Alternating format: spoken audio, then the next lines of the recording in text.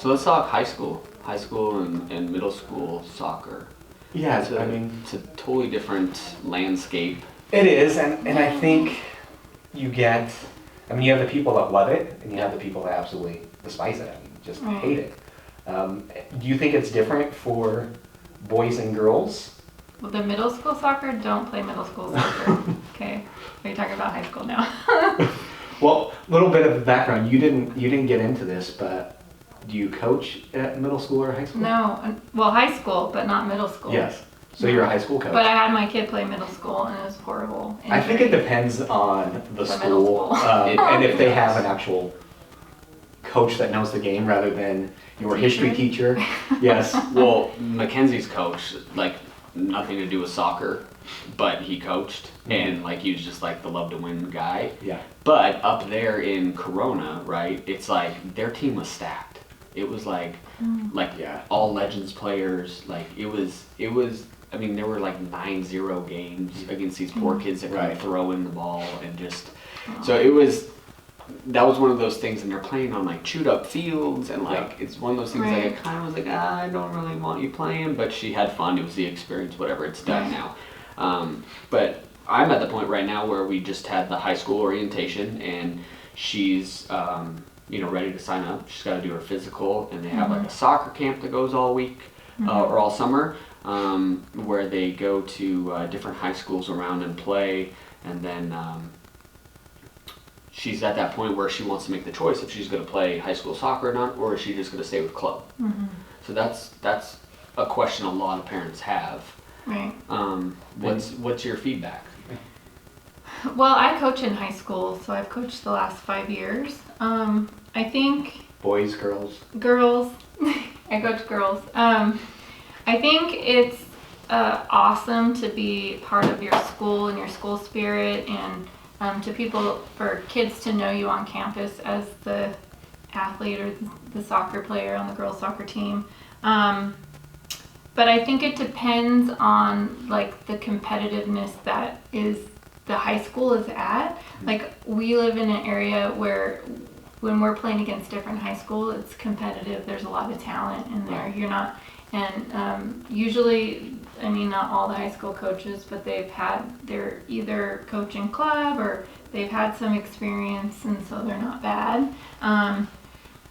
If you're in an area where the soccer is not good and the coach is not good and you're going out there, I don't know. I would reconsider playing or maybe staying with club if it's, gonna make you fall behind with and it's not competitive for you, or if you're going to get injured, or you're in a division that's, just hackers, or, I think you have to reconsider that. But if you live here, and I'm assuming like Corona she's area. Santiago, so it's a very competitive team. I mean, then it's a great team. I would do it. Yeah, Santiago's good. Yeah. So I think it's good for the kids' experience.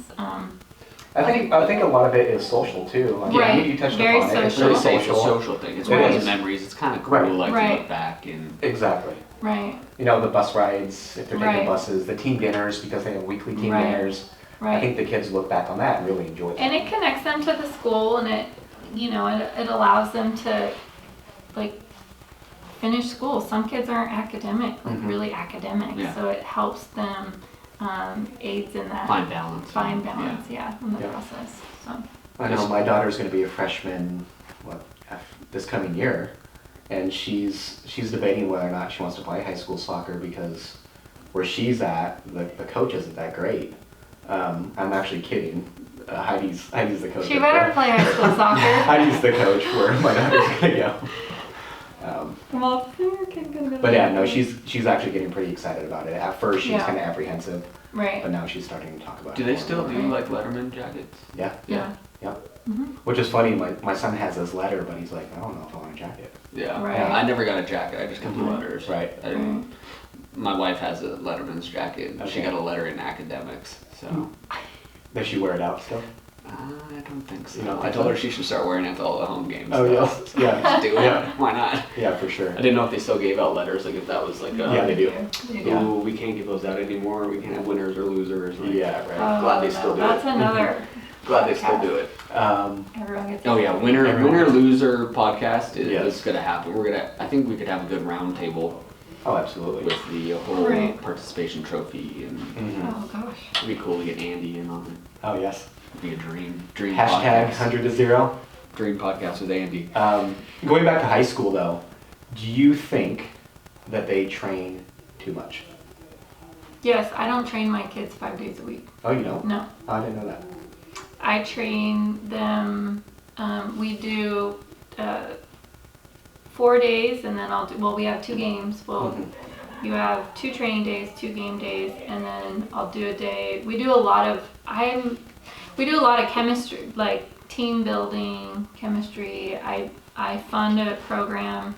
I do put in a program that we go and do ice cream. We do like all these things. So, and I make deals with surrounding stores that give us discounts to go in, and so it's beyond the soccer, and I think that's what helps them be successful as a group, and then they have fun at the same time. So I read books. We read books in my high school. We do they sit down motivational. like in a circle and you're there, like in the center Yes. of a circle reading? And Yes, I have it on my phone actually, and I have the Everyone's kids got read. books. Yes. Yeah. Yes, I give them books at the end, a physical book. So yeah, we do 2 books. We do 1 word every year, which is like a New Year resolution or whatever. We always do something new. So I take it beyond the game. Enlighten us. You just said 1 word. What is? The last 2 Dive into years that a little bit. the last 2 years I did 1 word. It's instead of like people write all these New Year's resolutions. Instead, you just pick 1 word. So last year my word was generosity. So everything I do, it applied to being generous, like my time, my money, being with family, all that stuff. So this year my word is time. So spending more time with my family, with the kids that I coach, right? Instead of just going out there doing the sessions. And I feel like that was a big aspect in our state cup win. So I think it's easier to remember the 1 word than remember all these resolutions that you need to have. And the kids love it. And I made bracelets for them at the high school too, like these little bracelets. I made these for them and they just loved it. Those? Those are pretty cool. Yeah. For you guys listening, we'll actually get that up on social so you guys can see. I caught a glimpse. I was scrolling one morning and saw one of Heidi's posts, and that 1 word came up with that bracelet. I had no idea that you made those. Yeah. Yeah. So we'll get that up on our Cool. social so you can It's see. a little more effective than the resolution, because the resolutions are not always, Right. but they seem to be a stretch. It's Right. the typical gym and I'm going to save money and Right. and all this stuff that's not a lot of times not realistic. Right. But if you focus on 1 word, generosity, that's an easy one to cement in your mind, Right. and once you start doing it, it sticks. Right. So, And the kids in high school remember their word from the year before, and they used it and applied it and doing it this year. So That's really cool. Yeah. Since it's fun. we're talking about high school, I think it's kind of unique because you're a coach at Chaparral High School. Right. And where does your daughter play? Does she play at Shep? She plays at Vista Marietta High School. So what is that like coaching against your daughter? A lot of smack talking in the kitchen. A lot of we beat them, we tied them, and she didn't not talk to me. No, we beat them this year. Okay. She didn't talk to me for 4 days Really? wow. because she felt like we took them out of contention for first place to winning the league. So yeah, it was kind of interesting, but Hate it's to lose. fun. Yes, hate to lose. Definitely. But it was fun. It's fun playing against her. I'm sure glad I'm not coaching her. She loves her coach at Vista and the experience that she's having. Mm-hmm. And I love my girls at Shap and the experience that I just always say we have more fun. So so it's cool. It's good for us. That's pretty awesome. Yeah. Yeah. How long did you coach your daughter for? Oh gosh. I coached her since she was 4. 10 years? No. Yeah. Oh, you coached for 10 years? Good time. Yeah. Long time. Right. And all I did was skills, you guys. Skills. And now To she's where like, she was like, I don't want to do any more skills anymore. Too bad. That was my answer. And Right. when they're little, you can do that. Yeah. But when they're big, like she's like, I don't want to do that, and I can't. It's like a gorilla, you know. Can't. so 10 years underneath your coaching style, and she has all these schools reaching out to her. Yeah. Yeah. It's hard to explain that or get the parents to understand that, because the more that they touch the ball and the more skills that they learn, the more they love it and they want to try it, and they'll go out on their own. So it's like it becomes like a domino effect. But For you sure. have to, it's the psychology of it too. And so you just teach them little tricks with the ball, and it just goes from there. Right. And so she just loved it. And so as she has all these skills in her tool belt, but as she got older,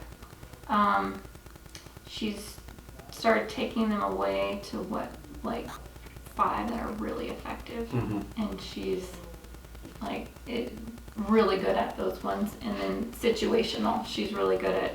So now she puts them in situations like, I can do this here, I can do this here. And that's the soccer IQ and how they end up being years down the road. She's earlier than some, so she has a big IQ. But yeah, that was a secret. So how do I sell that to people? I don't know. It's hard. I don't know. They don't see the vision. Like Right. I'm forward thinking. And so it's hard to. You're not living in the now. Well, yeah, and it's hard for parents to see. I go, this is what your kid needs to be 2 or 3 years from now, and they look at me, or this is your kid will be good in 2 years, and they look at me and like, you're crazy. But the people who stay are thankful. So I have a kid I coached for 5 years. She's at Baylor right now. I think she's 21 at Baylor. I'm always getting text messages from her thanking me for teaching her the skills and the environment, like the unity and the environment that I created for her.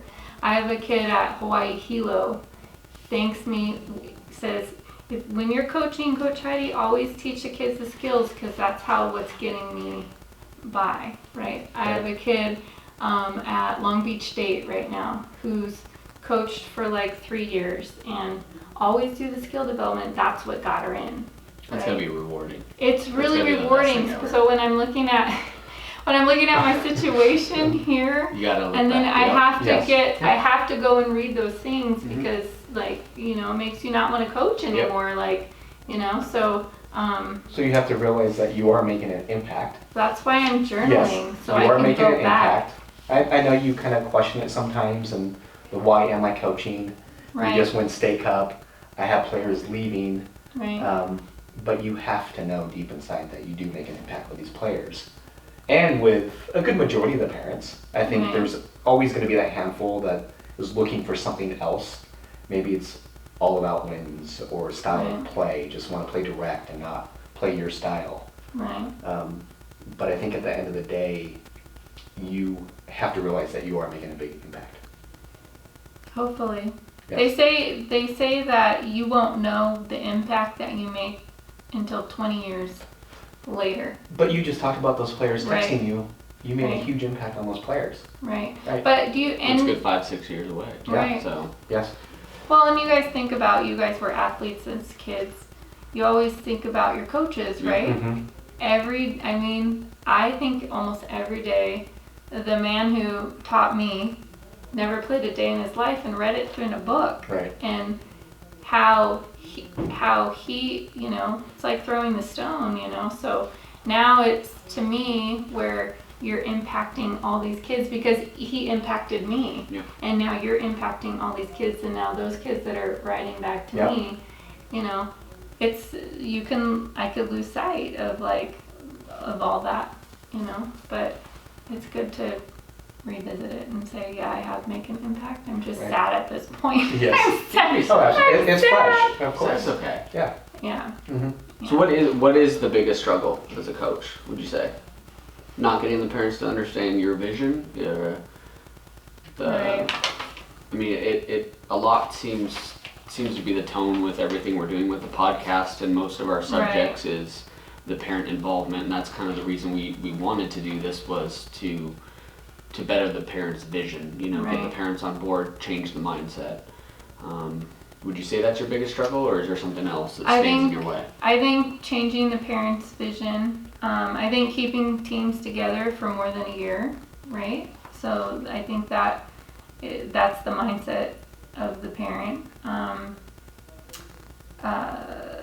Watered down, you know, clubs. Too many clubs.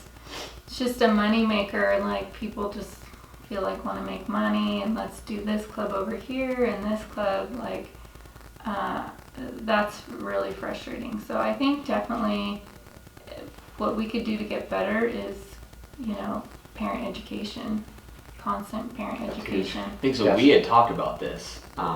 We had actually gone to a speaking event with one of the guys we listened to, Andy Frizella, and he had talked about holding, you know, like, they were speaking to like some insurance people. Like, we didn't belong there, but we just went for the speaking and grabbed whatever we could. And they were talking about renting out like a movie theater, you know, and bringing in whatever your best clients and stuff, and you know, playing a movie for them and stuff. And Ryan and I both looked at each other and were like, what if we had like a family night or a convention thing just for parents, like, even if it's local here, and you just did it on a Friday night or a Saturday night where you invited some parents over, maybe got a local restaurant to help out with some snacks and stuff, and you just had coaches or directors talk.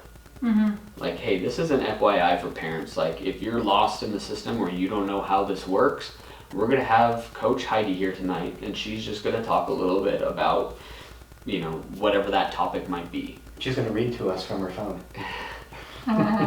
Like, she's going to discuss skills. Why are skills so important? Why should you invest in the skills? Why, like, you know, just to kind of enlighten parents and give them more education. Because, yeah, you can go onto YouTube, you can go online, and there's endless resources, but, you know, you're getting some strong opinions on stuff, and we just want to be as real and as upfront to parents as we can. Just the basics of soccer, like, dumb it down a little bit, because there's grandparents that go and they don't know what's going on the sideline. Boot the ball, boot it, exactly, boot it. The whole shoot thing, like shoot from 50 yards out, Right. like, or, you know, not everyone's Carla Lloyd and is banging a halfer. So I think that'd be a fantastic thing if we could get that going too, to streamline parent education. Challenge accepted. Yeah. Right. Because I bet it would be kind of slow at first. Like, parents would be like, I don't need to go to that. Right. But once you start getting feedback of, and you have like people that are obviously have expertise and are established. Like, I mean, if we had you on, and the highlight was, hey, she just won state cup presidents, like, it's enough for me to go listen to you. Yeah. You know. Right.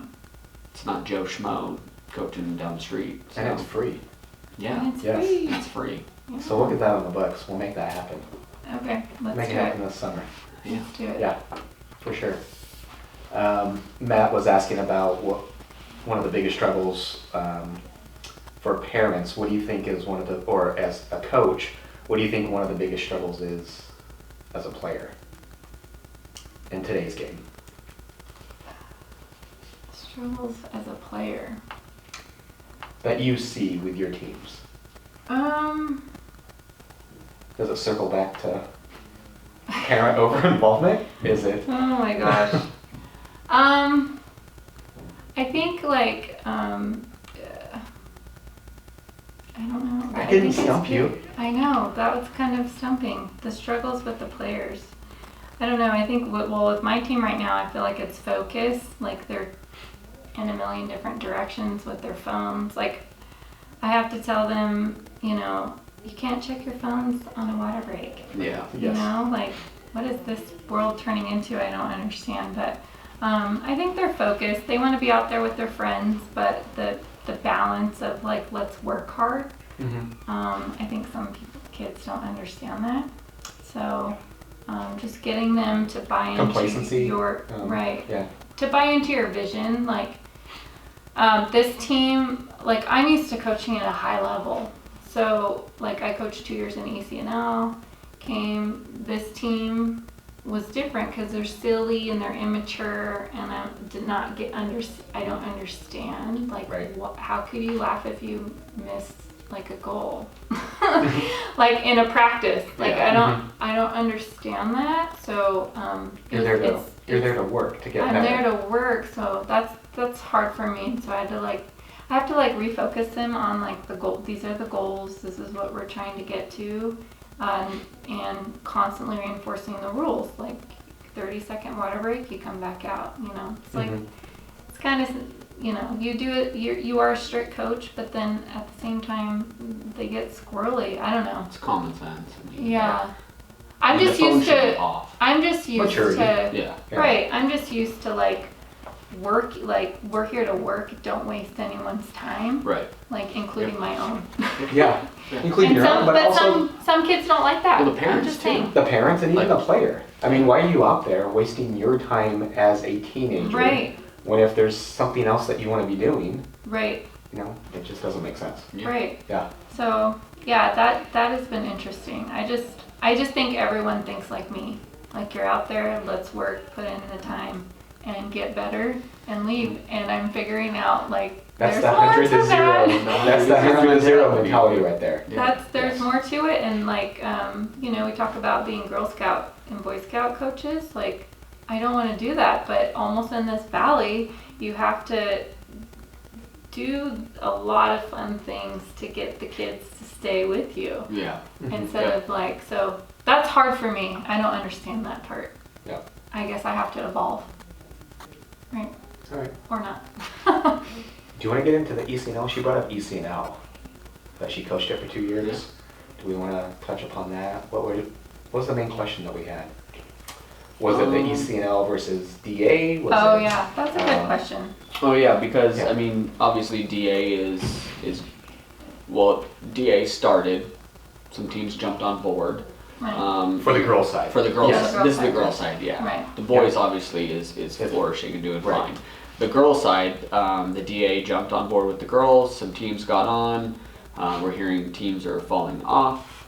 We always hear ECNL is the way to go, but DA is the way to go if you want to be part of U.S. Soccer. What's your opinion on the two?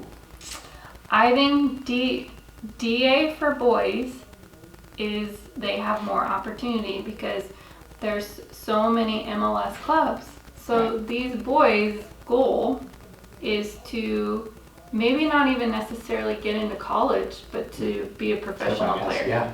Okay, so some want to go to college, but most of these boys want to play in the MLS. For girls, 99% of girls want to play at a high level, and they're not interested in the women's national team, which is kind of fixed with their players, right? They're not interested in necessarily playing professional, but these girls want to play at a high level and get a college scholarship.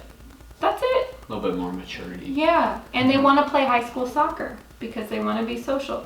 So ECNL is the way to go because that is a perfect environment they get to achieve all those things. And ECNL lets you play high school, Right.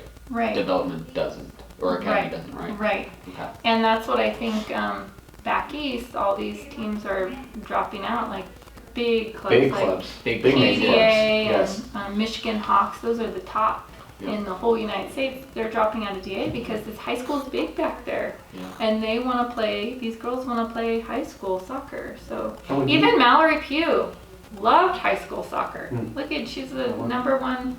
They And Mallory, if you're listening, let's get you on the show. Love to have you on your mouth. Right. Can I call you Mel?